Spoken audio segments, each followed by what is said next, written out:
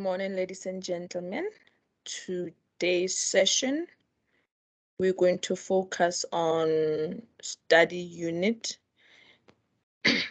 15, customary marriages. I hope I am very loud and clear, and you must enjoy the session. So, in customary marriages, so I'm basically going to share with you the introduction of the customary marriage. As you know, you've seen maybe the act, the recognition of customary marriage act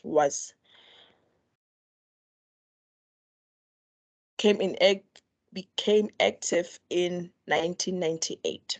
The reason for that was because customary marriages were among the Black community and were included the polygamy marriages. So the reason it was not recognized then is because it formed one of the marriages that were not recognized in Western, or I could say Roman law, which was polygamy.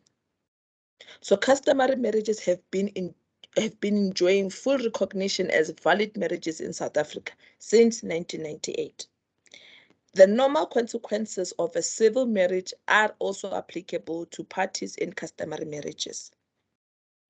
The marriages entered into before coming into the existence of the Recognition of Customary Marriage Act were considered valid only if the marriage complies with the customary law requirements for a valid marriage.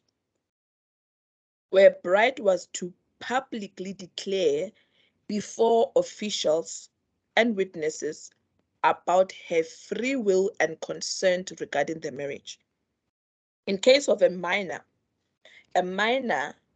wishing to enter into a customary marriage, their parents or guardians' consent was of essence. Customary marriages now entered after the coming into operation of the Act. The marriage is only valid if both the bride and the groom are 18 years of age or older. Both the bride and groom consent to the marriage, and the marriage has been entered and negotiated into or celebrated according to with the customary law. This you're going to find it in the Act, Section 3(1), where it talks about the requirements of a customary marriage. So you can see the difference between the marriage entered before the coming into existence of the Act and the marriage coming into existence after the Act.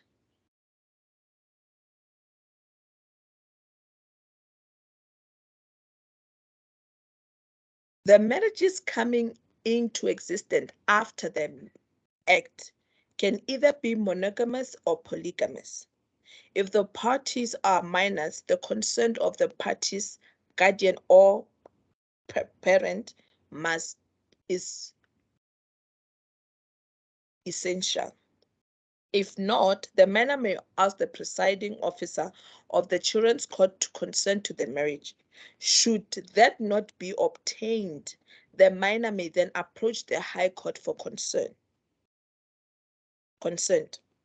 The minor must also obtain written consent from the Minister of Home Affairs or the person designated by the minister.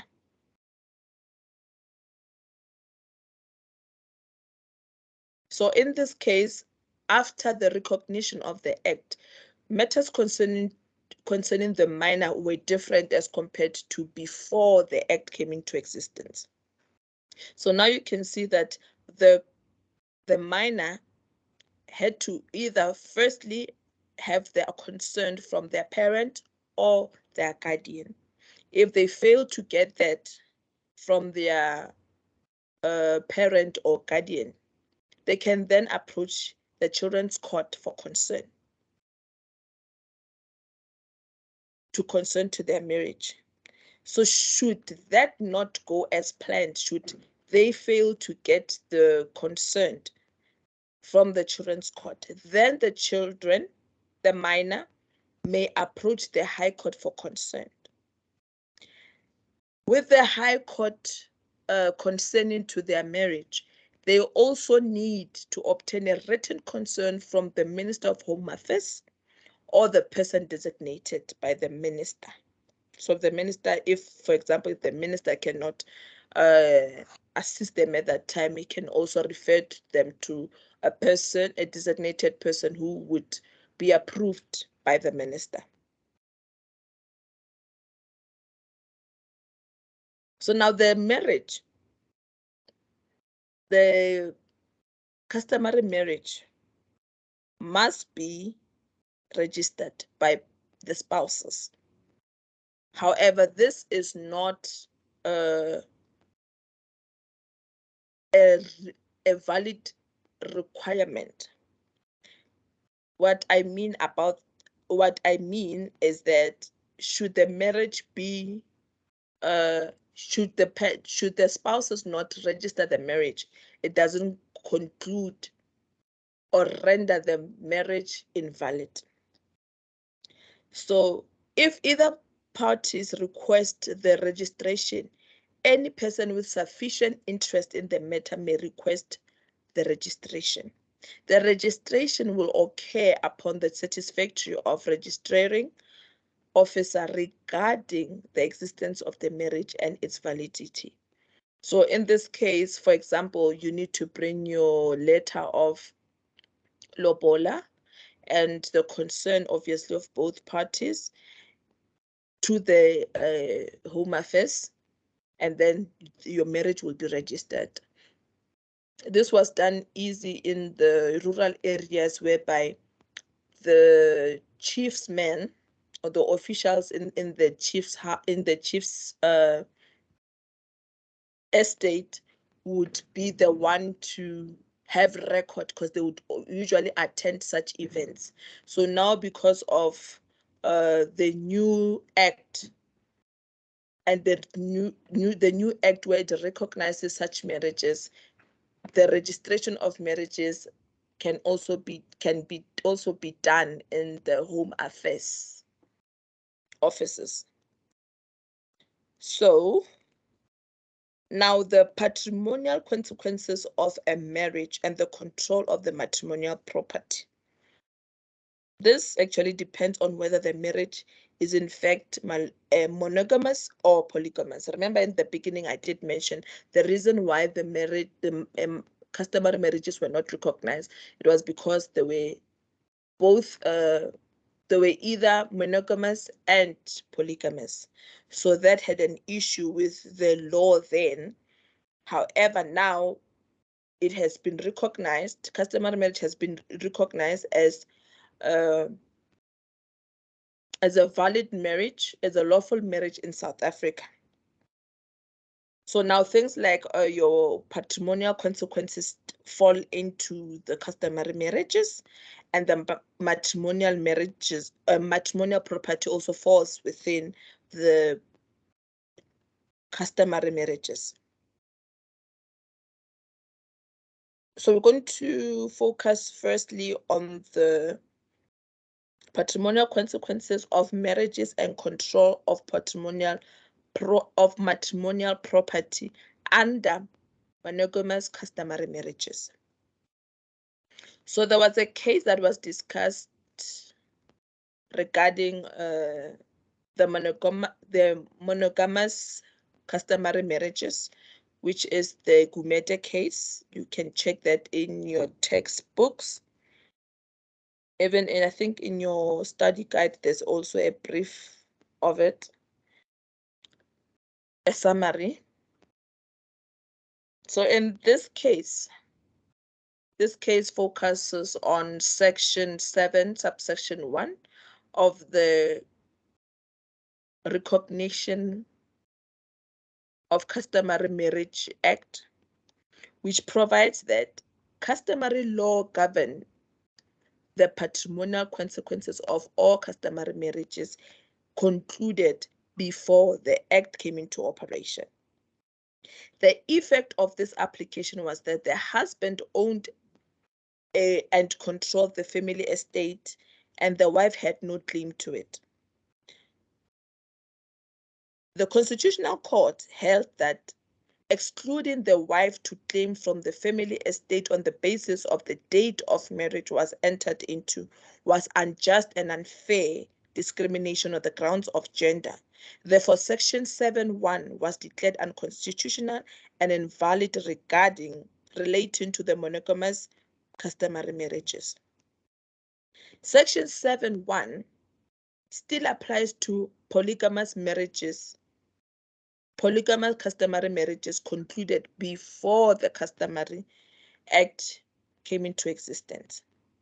Section 7, subsection 2 of the Act applies to every monogamous customary marriage, regardless of the date which the marriage was concluded, and the matrimonial property system rules that apply to civil marriages also applies to monogamous marriages. So, which means that the rules of the matrimonial property which are applied in the civil marriage also applies to the monogamous customary marriages.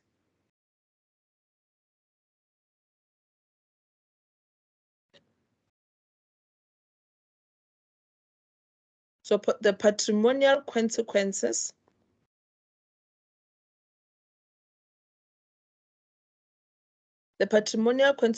of a marriage and control of the matrimonial property under polygamous customary marriages.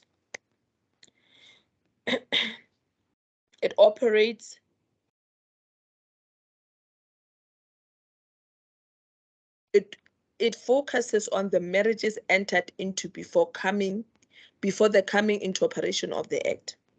The rank of the house and the wife is determined by the ranking system adopted by a particular group.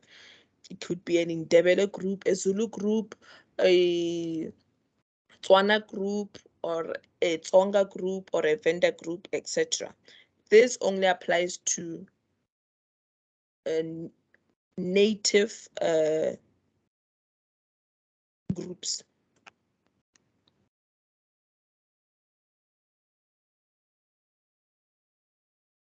Example for the date of the marriage: the first wife is regarded as the chief wife. The simple ranking system household, the assets acquired by the spouses become family property. The wages earned by the particular wife and her children and the lobola paid for her daughters belongs to the wife's house.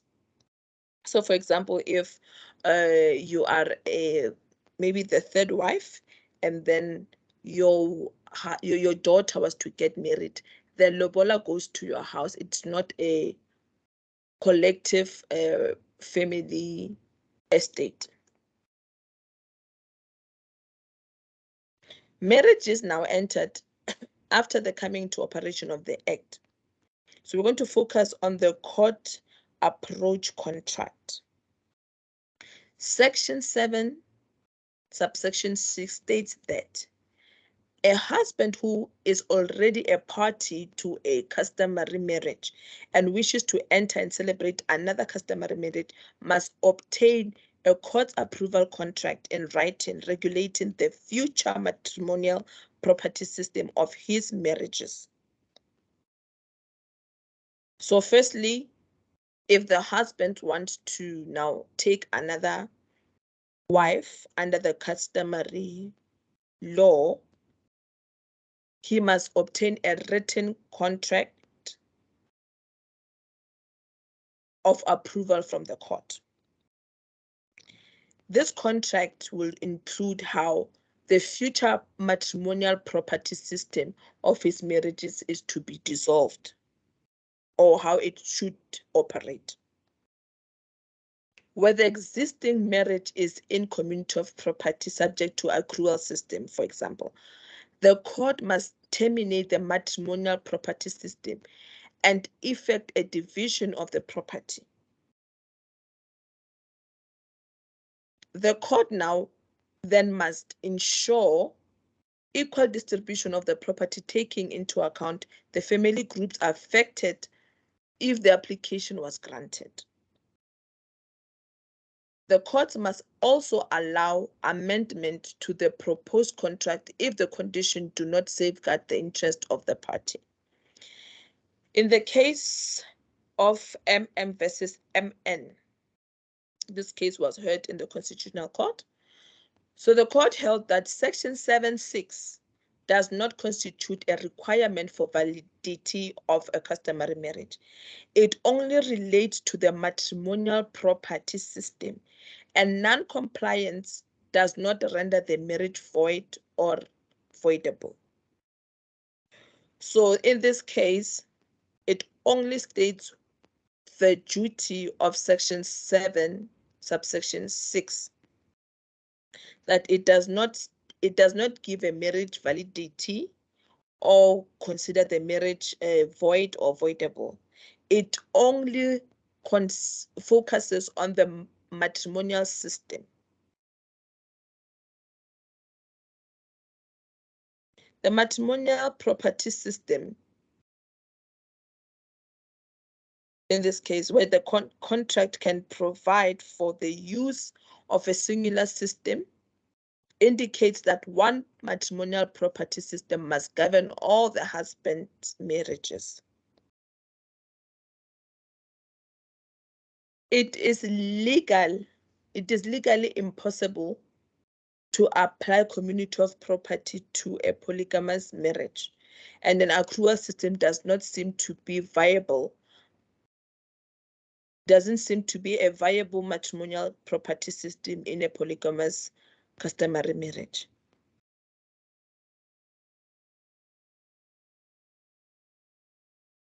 So complete separation of the property system to be the only viable option, where the husband and each wife would retain their own estate. The contract would apply the customary law consequences regarding ownership and control of family and house property to the polygamous marriage, which then will reflect the current living customary law satisfies the constitutional requirement for gender equality. So that is what the court contract will contain regarding a polygamous marriage in regards to the patrimonial consequences and the matrimonial property system. Secondly, we will focus on the alteration of the matrimonial property system. Section 7.4 states that spouses whose marriage were entered into before the coming into operation of the Act can alter the matrimonial property system with the court's permission. So meaning if, for example, they entered into a marriage, a customary marriage, the parties now can alter their marriage system, the matrimonial system, with the matrimonial property system only with the permission of the court. Where the husband has more than one wife, the wife must join in the proceedings. The court grants the application when there are sound reasons for the proposed change. Sufficient written notice given to all creditors whom spouses owe more than 500 rands. And the proposed change won't jeopardize anyone. So these are the requirements that would grant the application of the applicant to the altering of the matrimonial property system. Sorry. Marriages entered into after the operation of the Act. Spouses in monogamous marriages may apply to a court for alteration in terms of Section 21, subsection 1 of the Matrimonial Property Act for permission. Then spouses in polygamous marriages cannot invoke the method to change their matrimonial property system. So now the marriages that came into existence after the operation of the Act, when approaching the court for the alteration, for the permission of alteration, need to come through in terms of Section 21, subsection 1 of the Matrimonial Property Act for the permission to be granted. And spouses who enter into polygamous marriage after the Act has been in operation cannot use any method to change their patrimonial property system. So only those that have only polygamous marriages that have been entered into before the Act came to existence can change under the application granted by the court. A customary marriage that a minor enters into without the requisite consent. The patrimonial consequences if the marriage is set aside, a minor entered into without the necessary consent may be dissolved by the court on application by the minor or their parent or legal guardian. The court may make any order with regards to the division of the spouse's matrimonial property that it deems fit. The patrimonial consequences if the marriage is not set aside. It is unclear what the patrimonial consequences are if an unassisted minor's customary marriage is not set aside. So in the Matrimonial Property Act, the legislature included Section 24, subsection 2, which affords validity to a minor's unassisted marriage in community of property, which is not set aside. So now the unassisted minor can actually rely on Section 24, subsection 2. In Section 7, subsection 3, and Section 10, subsection 3 of the Recognition of Customary Marriage Act, which relates to the position during the subsistence of a monogamous customary marriage and a covenanted marriage into community of property. So these two sections that I've just mentioned, Section 7, subsection 3, and Section 10, subsection 3, they relate to monogamous marriages and a converted marriage in a community of property. So you need to go check on that, on those two acts. Now the status of a wife.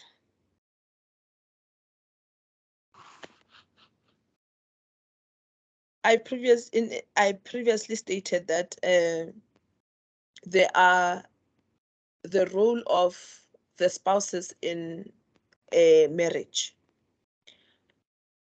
In the customary marriage, it is of essence to understand the role of a woman, of a wife in a customary marriage. I did mention that in a polygamous marriage, whereby a third wife daughter now gets married, the lobola goes to the third wife's estate. It doesn't go to the entire estate of the husband or of every wife's household. It goes to the daughter of it goes to the wife whose daughter is getting married. So the status of a wife, the act abolished the status of a wife of perpetual minority and her husband's guardianship over her in all customary marriages. So I don't know how much you know about customary marriages, but in the past they were identified as patriarchy, whereby the husband was seen or rather identified as someone who oppressed the woman, and the woman was always considered as a minor, meaning that she couldn't enter into any contract without the husband. And when the husband takes her into his household as a wife, meaning that he's taking the responsibility from the father to him, the responsibility shifts from the bride's father to the groom. So now the act abolished that concept. Section 6 of the act provides that a wife has full status and capacity, including the capacity to acquire assets and to dispose them and to enter into contracts and to litigate to any rights and powers that she might have at customary law. This was not the case before the act. The woman was under the guardianship of the husband, meaning that he was considered a minor, as I did explain earlier. So everything that the wife would have acquired before the act belonged to the husband. So now the act provides the full status of a wife and the capacity, which gave her capacity to enter into any contract, to acquire assets, to dispose of them however she needed to, and to litigate any rights and powers in that customary marriage. The wife now has the same rights as the husband, regardless of the number of the wives the husband had. Okay? Now, the termination of the marriage by divorce. The grounds of divorce in a customary marriage are only on the grounds of the irretrievable breakdown of a marriage, which is the same as in the civil marriage. The consequences of a divorce are the patrimonial consequences of divorce, which financially speaking are similar to those mentioned in the civil marriage. The court has the power to make an order in terms of the settlement agreement, to make an order regarding post-divorce maintenance, meaning that the wife, either the wife or the husband, can apply for a maintenance, for supporting maintenance from the wife or the wife from the husband after the divorce.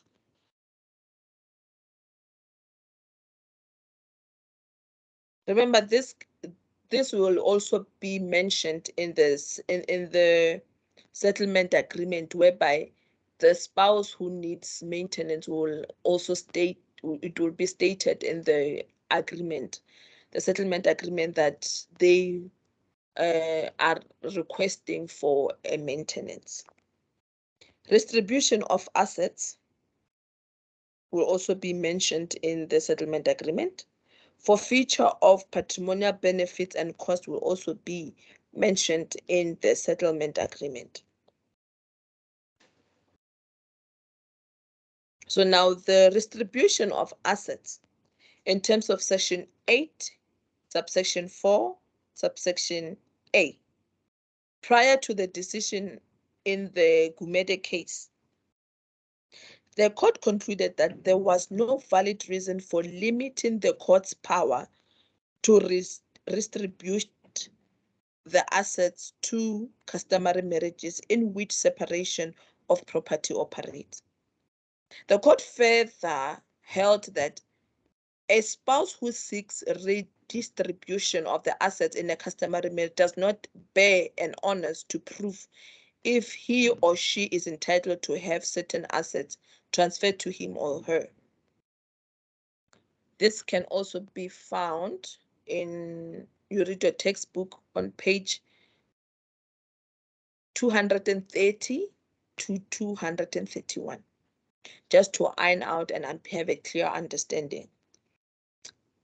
The distribution in terms of section 8(4)(b) empowers the court to make a distribution order, which only applies to be the dissolution of a marriage of a man who has a spouse in a polygamous marriage. So now, section 8(4)(b) allows the court to make a distribution order, and this distribution order applies to the dissolution of a marriage of a man who is in a polygamous marriage. So now the pension interests may not be included from the scope of the court's power to distribute assets in polygamous marriages, which are subject to customary proprietary consequences. While including them in the scope of the court's power in all other customary marriages would be an unjustifiable violation of a right of equal or would be unconstitutional.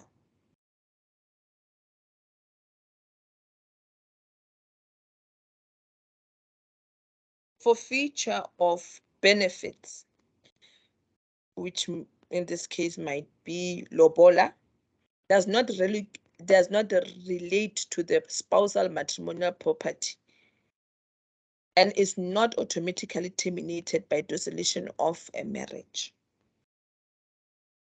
So the interest of the children of a divorcing parent, the court, after considering the report and recommendation,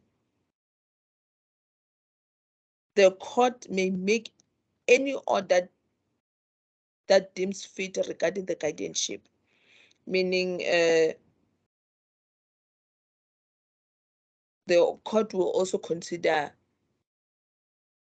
which parent is to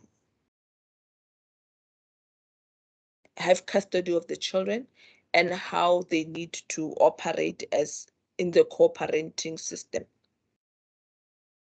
This also includes the care contact and the maintenance. This will also be mentioned also in the settlement agreement,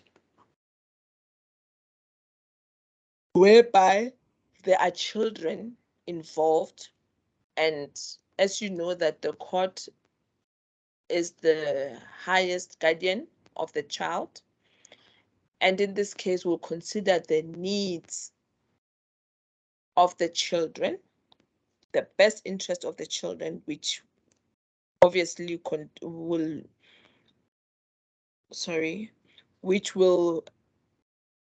which includes the guardianship of the children, the care of the children, the contact as well, and the maintenance of the children. So this report that the court will be looking into to make that decision must be done by a family advocate. And this family advocate must also investigate the welfare of the child and furnish the court with such. Now, the maintenance under the recognition of the Customary Marriage Act provides that the court must take into account any provision or arrangement that has been made in accordance with customary law. The lobola and isondlo probably qualify as factors in terms of this provision.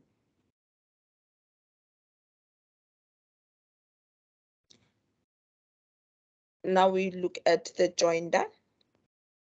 The court may order that any person who, in terms of the court's opinion, has sufficient interest in the matter, be joined in the divorce proceedings. So if maybe there's an interested party regarding the divorce proceedings, that person may also be joined into the joint proceedings. Now, the jurisdiction of the divorce order must be obtained from the High Court or the Regional Court of the Magistrate Court. The procedure is similar to that of the civil marriage, and the traditional structure can still be used for mediation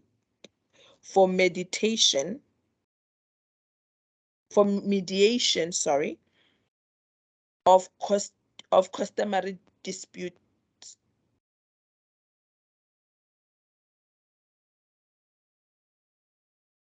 Getting the couple to attempt to reconcile or getting them to conclude a settlement can be done through a mediation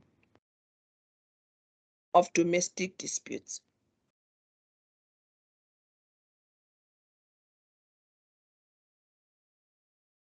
Now, there is an interim relief which will be provided for awaiting the pending of the divorce.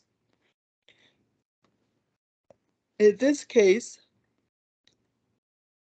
either spouses may apply for the maintenance during the divorce proceedings.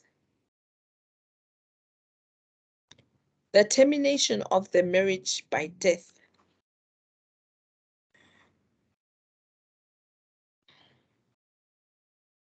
The recognition of the Customary Marriage Act is very silent on the termination of the customary marriage regarding death, or in this case, by death. However, the KwaZulu-Natal Code states that death does not necessarily terminate a customary marriage. The deceased husband is replaced, it can then be replaced by the deceased paternal male relatives. And the deceased wives may be replaced by any woman from the deceased family.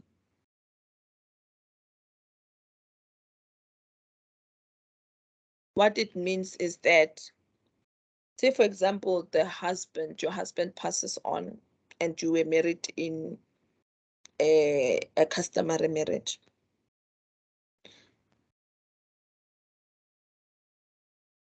The marriage doesn't end, according to the Customary Act, the marriage doesn't end because there is death. The marriages continue, whereby in other native groups, they then proceed the marriage through, for example, if the husband passes on, then the younger brother of the deceased or any male relative of the deceased husband now takes over of the household of the deceased, meaning that this person will act as the deceased, will reproduce and provide and take care of the household. The same applies also if the wife was to pass away. In this case, the death does not end the marriage. They now look for any female relatives of the deceased wife to take over the position of the deceased wife.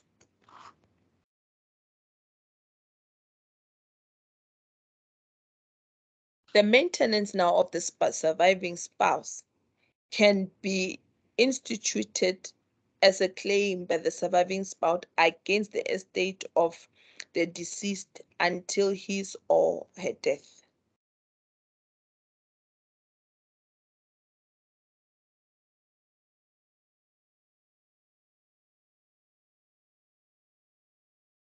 The coexistence of a customary marriage and a civil marriage or a civil union.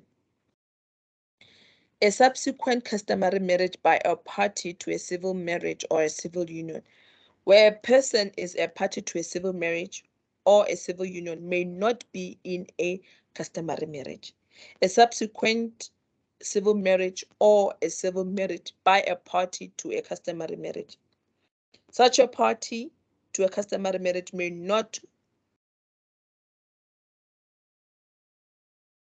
enter into a civil marriage with another person. Section 10, subsection 1 states that parties are competent to enter into civil marriage with each other, but they may do so. The husband's other customary marriage must be dissolved. Meaning that when you, for example, when you enter into a civil marriage,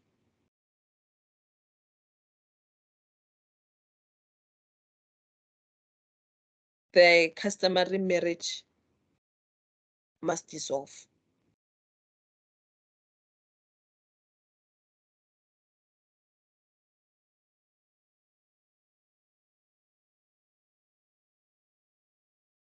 The consequences now of a subsequent civil marriage. The Act does not adequately regulate the consequences of the interference between the couple's customary marriage and their subsequent civil marriage. So the Act does not provide for the consequences of such marriage.